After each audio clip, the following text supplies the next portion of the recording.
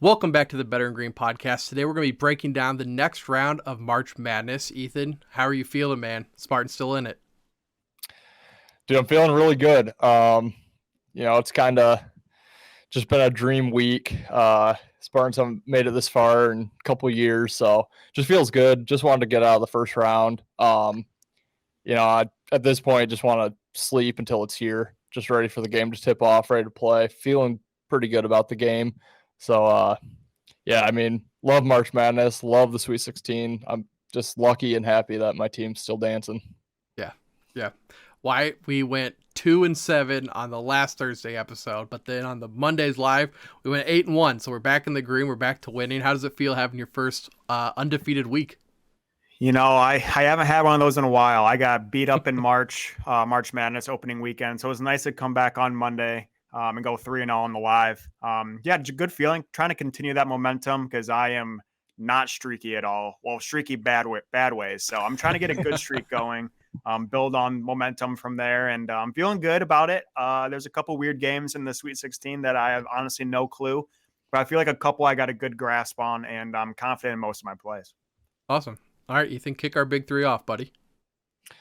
Alrighty. Well, I do just want to start by saying I don't have any totals picks in here, but I do think there is going to be some value on overs this week, simply because it was pretty popularized that the unders hit an insane clip in the first two rounds. I did hear that Vegas has already dropped off like 2.5 points each game of the Sweet 16, so they're kind of adjusting to all the unders hitting. I do think games go over this week. I could see like 6 of them going over in the Sweet 16. But my first pick, I actually do have a play in every game, but I will give out Arkansas +4.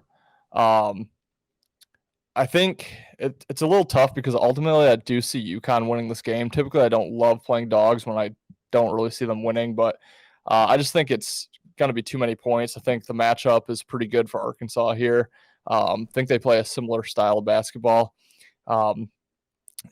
I could really see this game being similar to the Gonzaga TCU game that we just saw in the second round last week, where the underdog team, in this case Arkansas, takes an early lead, kind of leads most of the game, and then around the 10-minute mark, UConn makes the run, takes the lead. Arkansas is just always kind of hanging around for that backdoor cover. So I just think the 4 points is too much. I think UConn probably gets it done by 1, 2, or 3. Don't see them getting done by 5. So, you might push on the 4, but I think this game just stays close. I think there's too many points. And I also think UConn's going to be pretty public this week. So that kind of leads me to Arkansas as well. Yeah, I like that play. Now that we're down in the Sweet 16, obviously there's 8 games getting played between tomorrow and today and Friday, I guess, when you're listening to this. So I'm a big fan of definitely parlaying. Obviously, you can't do it in the first round because there's 32 games, and then you can't really do it in the round of 32 because there's 16 games. But I definitely parlayed all 8 of these. And I really liked Arkansas +4. I got them at +4.5. I do like them at plus money on that, or plus spread. I'm going to go with, so I'm not a big under guy, but I am going to go with the under despite Ethan saying it's probably going to be an over weekend. I'm going to take the under in Tennessee FAU. Tennessee, best defense in the country. FAU, again, plays in a very defensive conference in the American. So I don't think FAU is going to score much over 55 points in this game, and Tennessee maybe 60. I can see like a 60-55 game. So hopefully that under of one, I got it at 130.5. It's at 129.5. So when you're listening to this, probably lock that in as soon as you can because it probably will continue to go down. Nice. I was actually looking at that too, Wyatt. You were asking me in the last episode about hedging, and I talked shit on it the entire time. So, of course, today I'm going to have to hedge one of my bets. I ended up going, I think Gonzaga wins, but just to make sure that my bet hits, I ended up actually taking the alternative line of +4. That's about as much as I could juice it because I think after that +4 is -165. If you go to plus like 4.5 or 5, that's when you jump up to like -200. And so at that point, that's a bad idea. So Gonzaga +4, I really like it. I think they went outright, but I'm going to hedge today. Yeah, I think that's we're in store for probably one of the greatest games of the weekend with that game. Mm-hmm. Little rematch from a couple years back. For my second play, I'm going to stick with college basketball. I'm going to go to Friday's matchup, and I'm going to take San Diego State Mountain West here plus the 7.5. I just think, again, too many points to be giving the underdog here. It could get ugly. Bama tends to run teams right out of the gym. They kind of play basketball like they play football, just relentless, don't let off the pedal. But I just think that San Diego State's defense can keep them around in this game. We just saw them have one of their best offensive games against Furman last week. Kind of just hoping that they can continue shooting the ball even close to the way that they just did. And again, I think it's too many points to give a decent team in San Diego State here. One of the top 5 defenses in the country, if I'm not mistaken. So, yeah, I think Bama gets it done. I do have Alabama a future on them to make the Elite Eight, so I hope they win outright.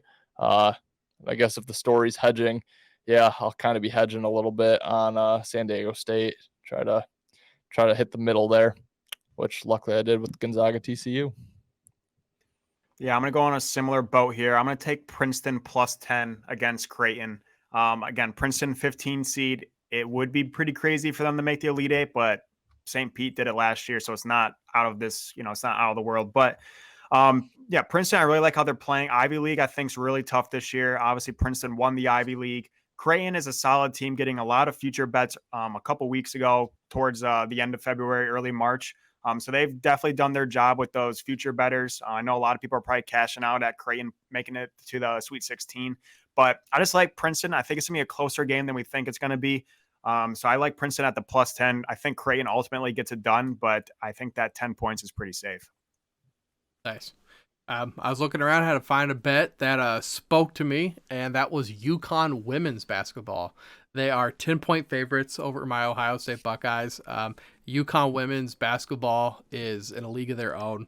I see them being in the finals with South Carolina. Right now, I looked at their last 5 games. They've beat teams by 19, 43, 11, 29, and 30. So they're not just beating teams. They're spanking some ass. Yeah, I'd probably like that too. Haven't paid too close attention to women's college basketball. But the one thing you guys know, my future's better. I have noticed South Carolina's line to win the championship has not moved an inch from where it opened before the tournament. They're in the Sweet 16. They're a 17.5-point favorite in the Sweet 16. And I can't imagine their money line in the championship game, which I'm sure they'll get to. Can't imagine it's going to be much higher than minus 200 where their future is. So kind of interesting there. My last play for our big 3, I'm taking the home team, going Michigan State on the money line. A couple reasons why I like this. First of all, I think Kansas State's going to be the most public underdog of the Sweet 16. A lot of money coming in on them. It actually, right when the line opened, Michigan State was a 1-point favorite that got pushed to -2. So I think some early, likely sharp money came in on Michigan State. Public's now hitting Kansas State pretty hard. It's back down to -1.5 last I checked. So also, I'll just I'm going to wait on taking that money line. I'm going to wait till right before tip-off. I think it gets closer to a pick-'em. But I like Michigan State. I think they match up well. I think Tyson Walker matches up against Marquise Noel quite well. Noel, obviously, great player. He's had a great 2 games in the tournament.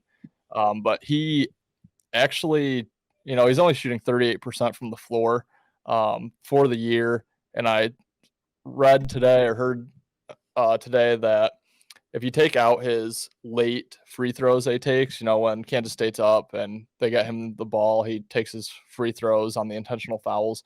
If you take those points away, he's only averaging 12 points a game. So I think Walker matches up well with him. I think he can keep him near that 12 points. I think A.J. Hoggard matches up with Keontae Johnson really well. And Michigan State couldn't have looked worse from 3 against Marquette and really against UCLA too, or USC. But, they were heading into the tournament, the 3rd or 4th best 3-point shooting team in the country. I think they can't possibly do worse. They're going to make more threes than they did against Marquette. And I just think the edge is to Sparty. I think Izzo, with a couple days to prepare for Kansas State, he obviously has the edge over first-year coach Jerome Tang there with the Wildcats. So I really like Sparty. I think they get it done. And then also one more note on Tyson Walker. He is shooting 51% from the floor right now in the tournament. Don't know his stats from before the tournament in the game against Ohio State in the conference tourney and then the last couple of games, but he's been shooting lights out now for 6 or 7 games straight. So I think he's going to be the key matchup there against Noel, and I think he gets it done. Well, I can never bet on Michigan State just because that's not in my nature, but I will help you out from afar. I'll be putting money on K-State to win that game, which with my luck, not in the big three, but with my luck, recently Michigan State should be a sure lock then. So I'll help you out here. Thank you. Yeah, for whatever it is, I'm a sore loser. I can never root for Michigan State. Just like Ohio State, I'll never ever root for Ohio State. So, I already took an under today. It just so happened to be the lowest under of the weekend, of the week. I'm going to now go reverse since I can never have more unders and overs. And I'm going to take the highest over of the weekend. And I'm going to take Xavier, Texas over 149. Xavier, I think, has the second highest scoring offense behind Gonzaga, and then Alabama, and then Texas. They're very inconsistent, but at home this year, I know there's no home court in the tournament, but at home, they're scoring close to 83 points a game. On the road, they're scoring right around 71. So a 12-point window in Texas is very inconsistent. I'm just going to hope that they get up for this game. Xavier doesn't play any defense. That's very evident. So I think this could be a shootout. Ultimately, I think Texas wins this game. But hopefully it's high scoring, maybe 75 to 80 type of final score. I like it. I was looking at some futures, just seeing what was out there. Right now, Bama in the South Division, they have San Diego State, Creighton, and Princeton. So right now, if you have them just to win the South region, it's minus 150 is all. And I think they're going to beat the Mountain West, San Diego State. Princeton's not beating Bama. Creighton's my only concern. I actually do have Creighton beating Bama in my March Madness bracket, but right now, the way Bama's playing, I don't see them losing to any of those teams. I like that. Go ahead, Ethan. Sorry. I think money's coming in on that because I was looking at betting that yesterday, and I think it was minus 125. Yeah, I believe it. Now I'm kind of pissed I didn't, but I like that. I also don't mind. The last I checked yesterday, it was plus 150 for Bama to make the title game. So just adding one more game, and that other region's by far the second weakest region. The best team probably is Tennessee out of that. So plus 150 for them to win one more game is not bad either. That's not bad at all, actually. That's a good take, Wyatt. Also, right. I just found one other thing. There hasn't been an overtime game yet this year. On average in the tournament, there's 3.8, so almost around 4 OT games a year. We have 15 games left. Might be time to start sprinkling in some plus 900, plus 1,000 OT props. Probably that Gonzaga UCLA game has some very big potential. But yeah, I could definitely see this weekend being really close. So all those high spreads, honestly, I think are fair game to put money on. But yeah, those OTs, I think it's going to be, we probably will see one before Saturday's games. Did you guys see that TikTok going around? I think it was a TikTok, but it was like a girl walking into a room and it was just a dude like kind of sadly sitting on his bed eating chips and like scrolling through his phone. And it was like, POV, your boyfriend just went 0-48 betting every single game to go to overtime in the first weekend. It's kind of unheard of, but no, I did the math. There's actually been 4 tournaments where it's just been one OT game.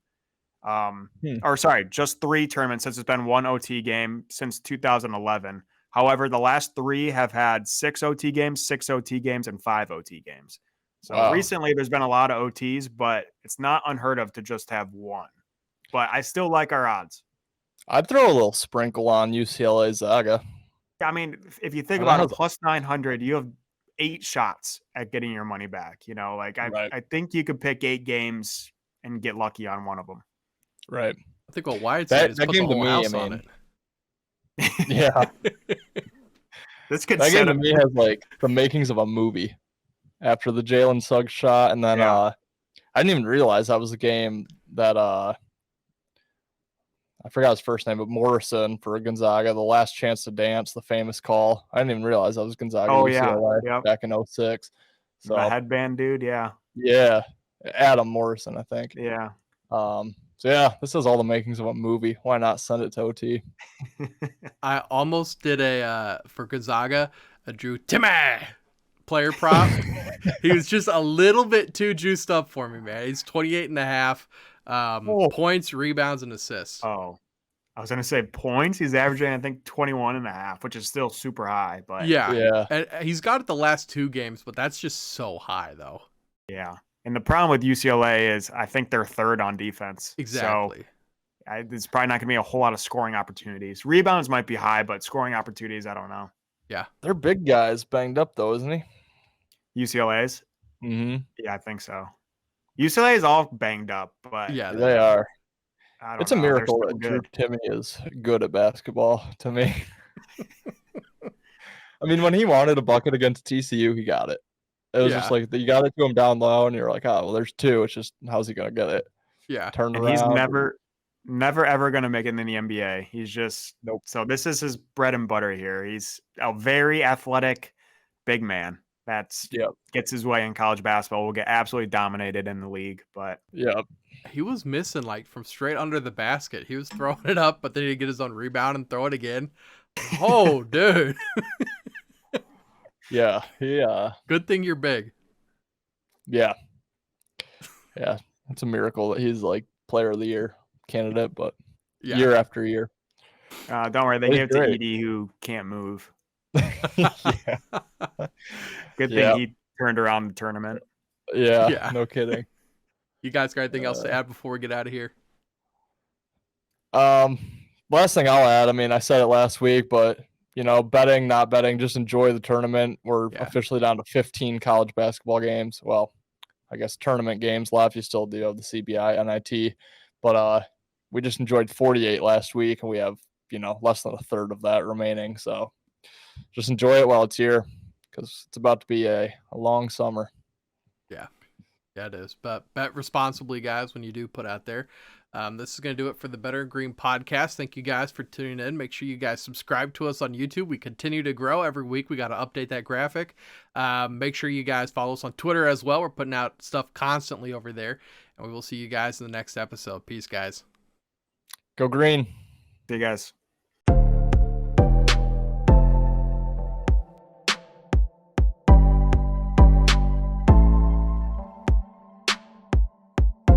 Welcome to Better Win Green, eh? To Better Win Green, eh?